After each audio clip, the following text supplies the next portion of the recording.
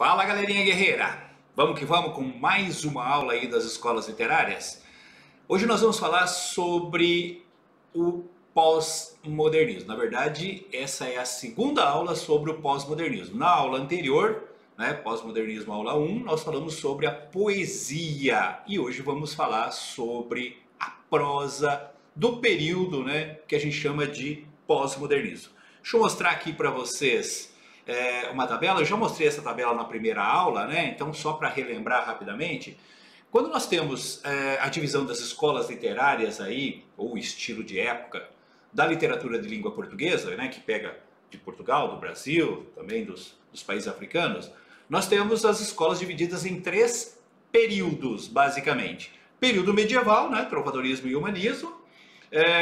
Período clássico, com classicismo, barroco, arcadismo, e aqui no Brasil quinhentismo, e depois o período moderno ou romântico com as demais escolas. Tá?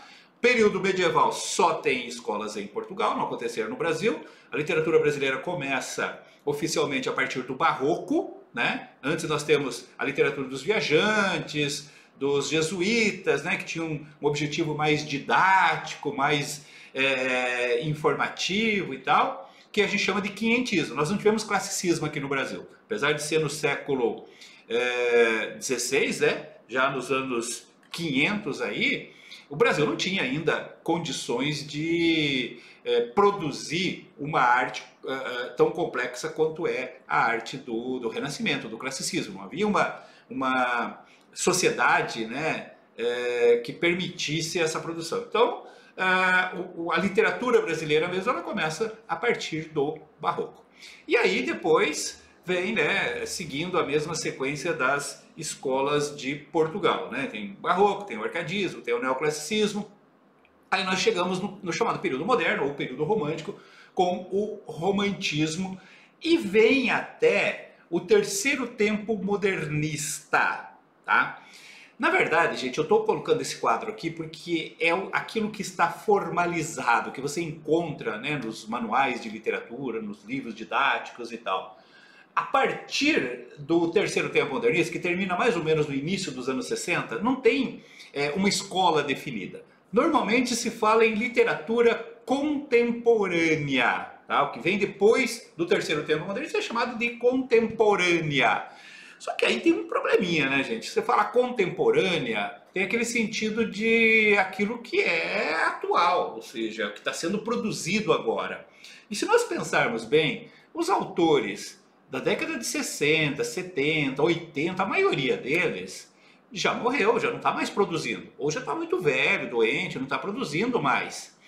Então fica meio estranho chamar de literatura contemporânea. Você encontra isso ainda em várias questões de vestibular, em manuais, mas ultimamente tem surgido uma tendência de se criar uma nomenclatura específica para a literatura produzida nos anos 60, 70 e 80, que seria chamada de pós-moderna. E aí sim, a partir dos anos 90, até os dias atuais aí, final do século XX, início do século XXI, seria a chamada literatura contemporânea. Beleza?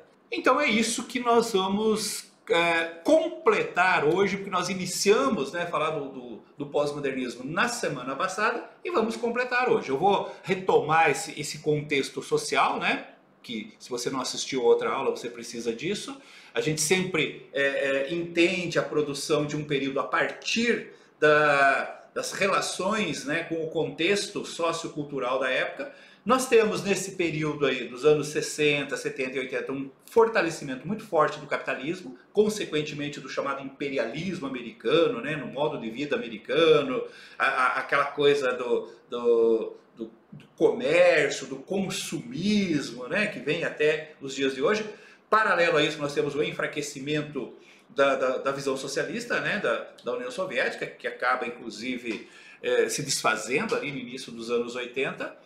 Mas aqui no Brasil nós temos um acontecimento mais importante, que vai ter influência muito forte na produção artística de todo esse período aí, não só na literatura, mas também na música, no teatro, no cinema, nas artes plásticas, enfim, de todas as produções artísticas desse período, que é a ditadura militar. Tá? Ditadura militar que começou em 1964 com o golpe do exército, né, tomando o poder. Depois se acentuou no final da década de 60 com o AI-5, né, supressão de todos os direitos políticos, fechamento do Congresso e tal. Nos anos 70 há uma reação através de movimentos de luta armada, de guerrilha e tal. E no início dos anos 80 começa o processo lento e gradual de abertura, né? Terminando ali com a volta das eleições diretas para presidente. Ou seja, praticamente todo esse período dos anos 60, 70 e 80 foram marcados pela presença da ditadura militar. Em alguns momentos de forma mais intensa, mais acirrada, em outros momentos mais branda, mas sempre teve essa sombra, né, da ditadura militar na produção artística desse período. E aí entra toda aquela questão de censura, né, de usar a arte como uma forma de crítica, de protesto, de resistência. Então, de uma forma ou de outra, os artistas foram influenciados por essa realidade sociocultural aí da ditadura militar. Semana passada nós falamos sobre a poesia. Hoje nós vamos falar sobre a prosa desse período, né? A prosa do chamado pós-modernismo, dos anos 60, 70 e 80. E aí nós temos o seguinte, ó, gente, como eu falei, nós não temos mais um conjunto de características, tanto temáticas quanto estilísticas, que possam ser associados a todos os autores e todas as obras do período, que é o que caracteriza uma escola literária, ou um estilo de época. O que é um estilo de época? O que é uma escola literária? É quando você tem um conjunto mínimo, né, de características temáticas, estilísticas, que são comuns a todos esses autores, a todas essas obras. Então, quando eu digo, olha, isso é uma obra romântica, é porque ela possui, né, essas características temáticas ou estilísticas, pelo menos algumas delas que me permitem dizer, olha, isso é uma obra romântica. Nós não temos isso a partir do terceiro tempo modernista. Essa tendência de escola literária, ela tende a desaparecer. É muito complicado você pegar hoje o conjunto todo de autores e obras e encontrar entre eles pontos comuns, seja na temática, seja no estilo. Tá? Você tem grupos, né? Tem tendências. Tem um grupo de autores que tem uma determinada tendência estilística, temática, aí tem outro grupo convivendo simultaneamente. Então, por isso que essa ideia, né, tradicional que nós tínhamos de escola literária, predominando durante um tempo e tal, tende a desaparecer.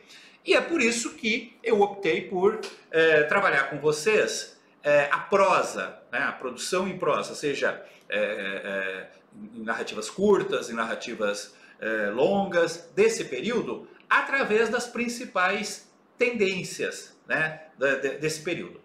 E aí nós temos essas 5, digamos assim, temáticas, né, que predominaram nesse período aí. A tendência psicológica e autorreflexiva, a crônica artística, a temática política social, a violência urbana e a temática homoafetiva. Cada um desses temas tem uma determinada característica comum e um determinado grupo de autores representativos. Começando aí pela tendência psicológica autorreflexiva, nós temos aí uma produção literária que procura analisar, abordar a relação do homem com a realidade e com os seus semelhantes. E aí você vai dizer assim, mas peraí, professor, isso não é novidade, né?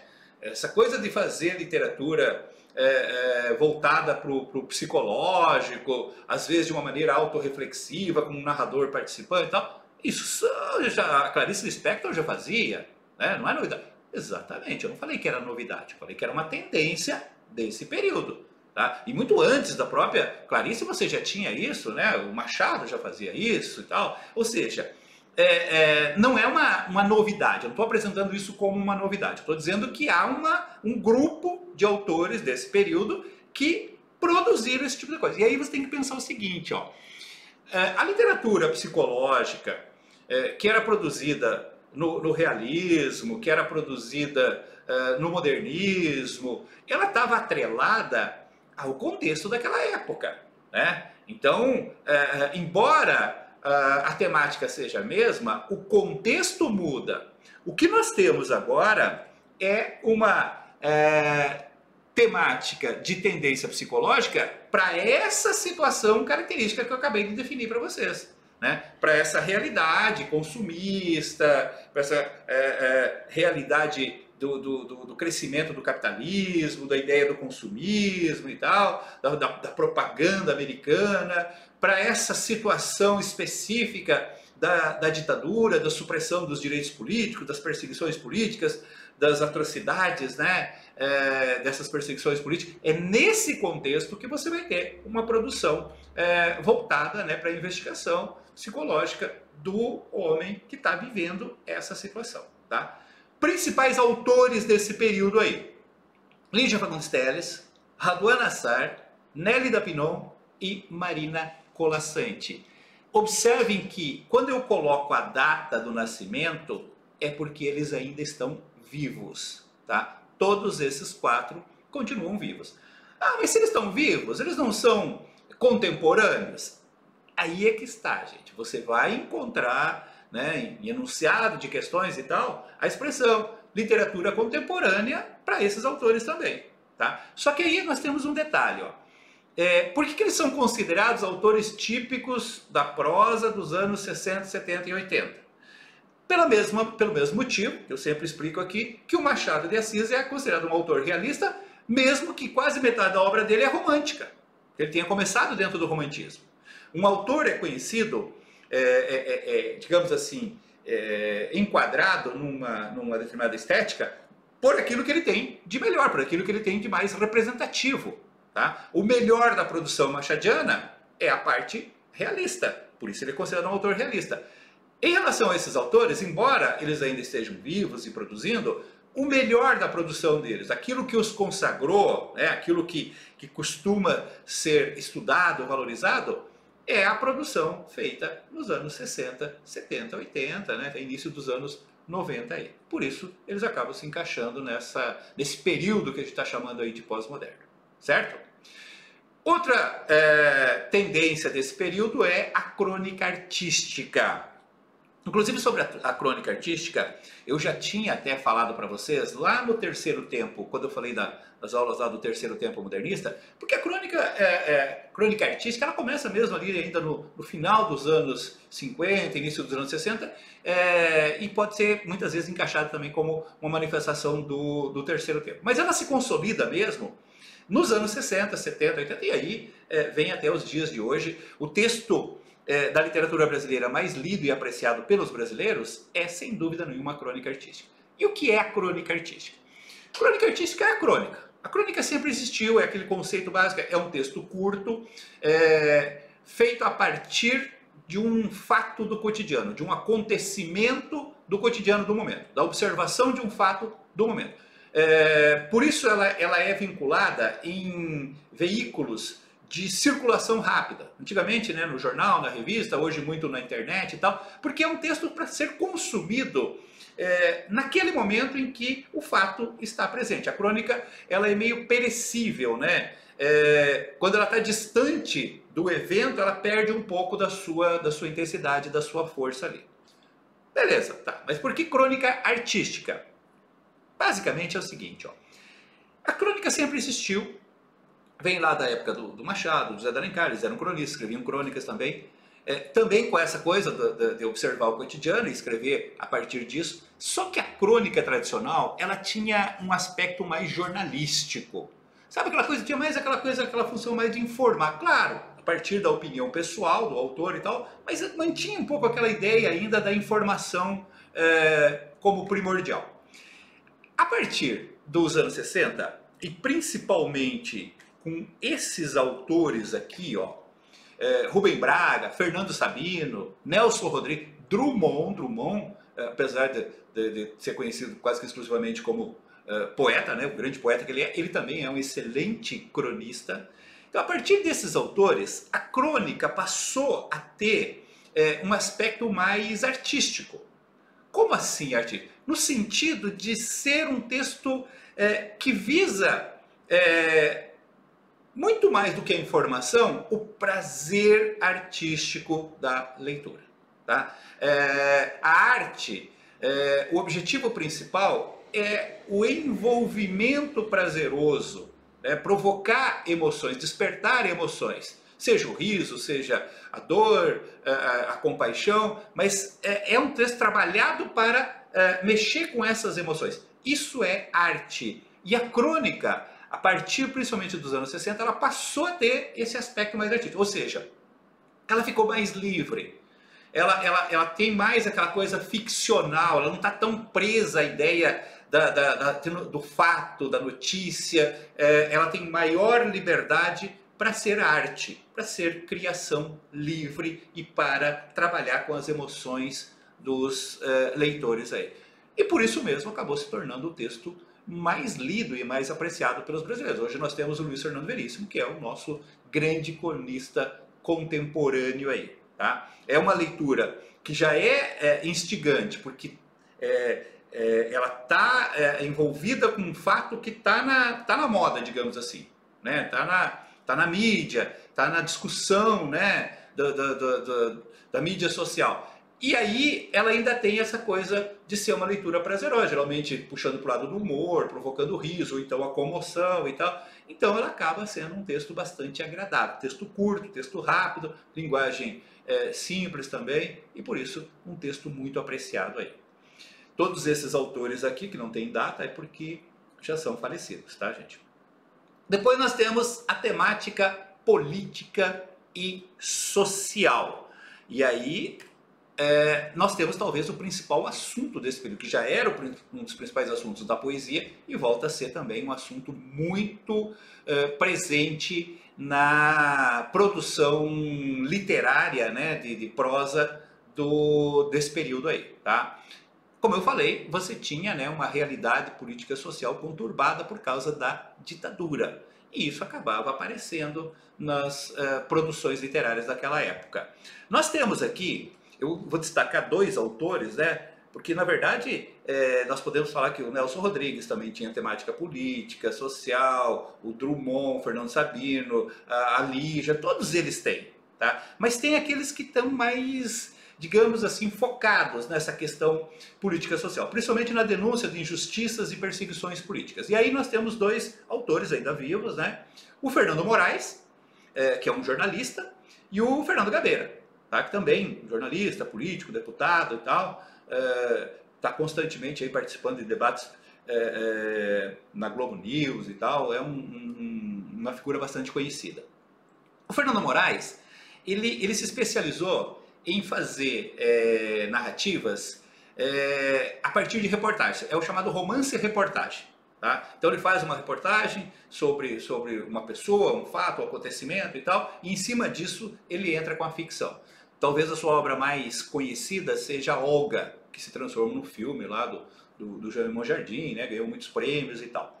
Ele começou a se destacar quando ele fez uma reportagem sobre Cuba, né? Com o título A Ilha, lançado ali na década de 70. E aí, claro, né, causou toda uma polêmica, aquela coisa, né? O pessoal da esquerda, do socialismo, elogiou muito o livro, ao mesmo tempo sofreu críticas do outro lado e tal. Mas é um autor que está aí na ativa, né, produzindo excelentes romances, reportagem, digamos assim, tá? A partir dessa investigação no estilo reportagem.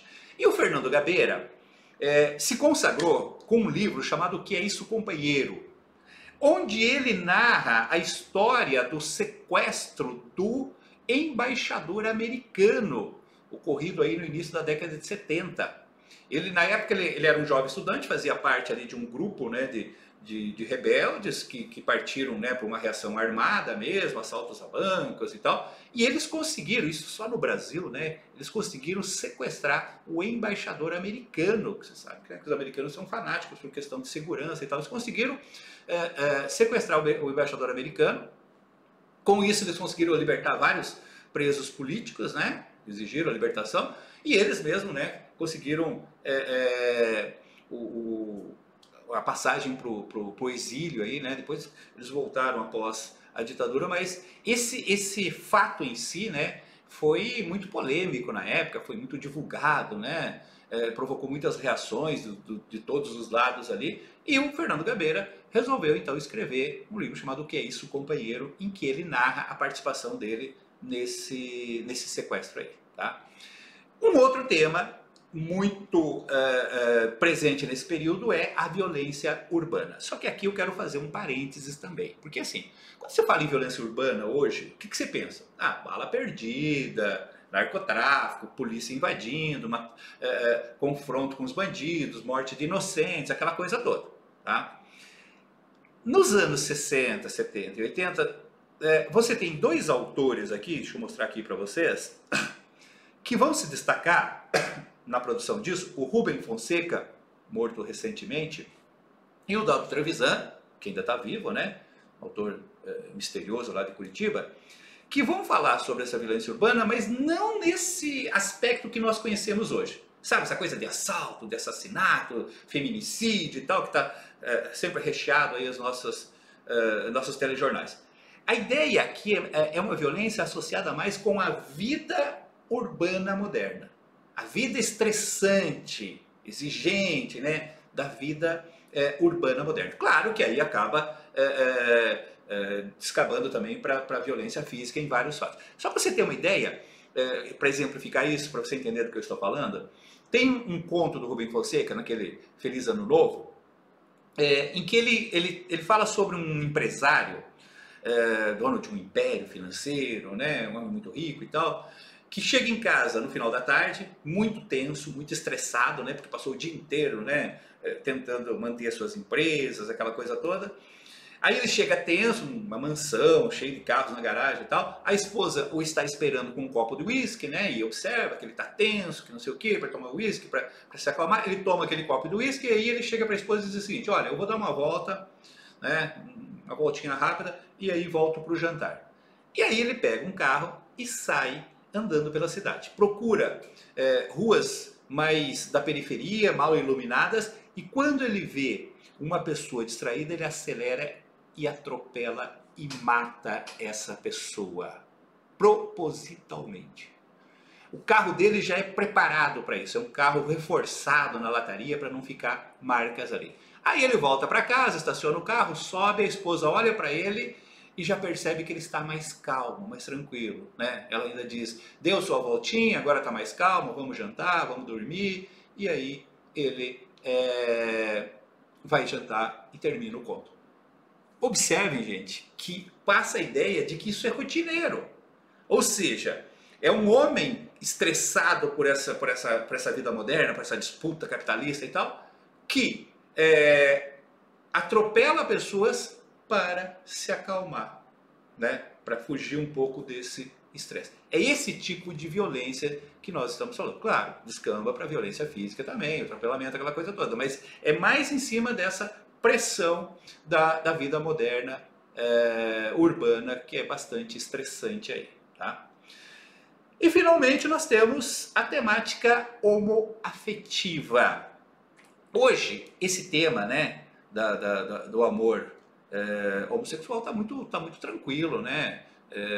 Você não tem tantas reações como você tinha alguns anos atrás. Está muito presente na música, no cinema, na televisão, nas séries, na literatura, enfim. Mas nós estamos falando dos anos 60, tá? Dos anos 70, em plena ditadura. Embora, como nós vimos lá na poesia marginal, é um período marcado pela ideia da liberação, da sexualidade, né, aquela coisa e tal, ainda havia muita restrição, principalmente em cima dessa temática homoafetiva. E aí nós temos dois destaques aqui, tá? O Caio Fernando Abreu, já falecido, e o João Silvério Trevisan, que está vivo ainda, e que não tem ligação com o Dalto Trevisan. É apenas uma coincidência, o nome aí não são parentes, tá? Esses dois autores, eles foram pioneiros, né, em trazer à tona essa temática da relação homoafetiva. Não como uma coisa panfletária, não como uma coisa ativista, de defesa, né, aquela coisa. Simplesmente trouxeram o tema dentro de uma questão assim de simplicidade de tratamento, que é o correto. Né? Você não tem que tratar diferenciado esse tipo de relação. E eles trouxeram isso, encarando, né, uma relação homoafetiva como uma coisa normal, como seria uma relação hétero aí. Claro que para isso eles tiveram que também assumir a sua homossexualidade e tal, e houve, né, restrições, houve críticas, aquela coisa toda, mas eles acabaram dando, digamos assim, uma abertura para esse tipo de temática, que eu volto a insistir, né? Principalmente a partir dos anos 90, né? Tornou-se bastante comum, já não provoca tanta reação. Graças a Deus nós temos hoje uma sociedade mais aberta para isso, né? Uma imprensa mais livre, que defende, né, esse direito a essas diversidades, né? Como uma coisa que faz parte da nossa sociedade e que não pode ser considerado simplesmente como digamos assim, alguma coisa que tem que ser criticada, que tem que ser questionada por dogmas religiosos. É uma situação mais aceitável hoje. Mas volto a dizer, naquela época isso era bem complicado. Então, tanto Caio Fernando Abreu quanto o João Silvério foram pioneiros nessa temática da relação homoafetiva aí. E assim nós temos os principais temas, então, aqui, né, da prosa pós-moderna, tá? Volto a insistir, isso não caracteriza uma escola literária como um todo, tá? Isso que eu falei, que são tendências que você agrupa alguns. Então tem, por exemplo, a Lígia, o Raduan, a Nélia, a Marina, tem no conjunto da sua produção uma literatura que aborda mais esse questionamento psicológico, autorreflexivo, né, do homem com a sua realidade e com a sociedade que ele vive. O Rubem Braga, o Fernando Sabino e o Nelson Rodrigues Drummond têm essa tendência de fazer uma literatura que se caracteriza como crônica artística. O Fernando Moraes, o Fernando Gabeira, a temática política e social, e assim por diante. Não há um conjunto totalitário, né, que englobe todos os personagens desse período, todos os autores, todas as obras desse período, num único contexto, numa única estética, numa única escola literária. Acredito que, volto a insistir, essa tendência, né, de classificar em escolas literárias, né, onde todos os autores do período se encaixam, isso tende a desaparecer. Mas está surgindo essa nomenclatura, pós-modernismo, para a literatura dos anos 60, 70 e 80. Após isso, literatura contemporânea. Beleza, gente? Bom, eu espero vocês numa próxima aula, onde nós vamos falar agora sim sobre autores contemporâneos. Um abraço!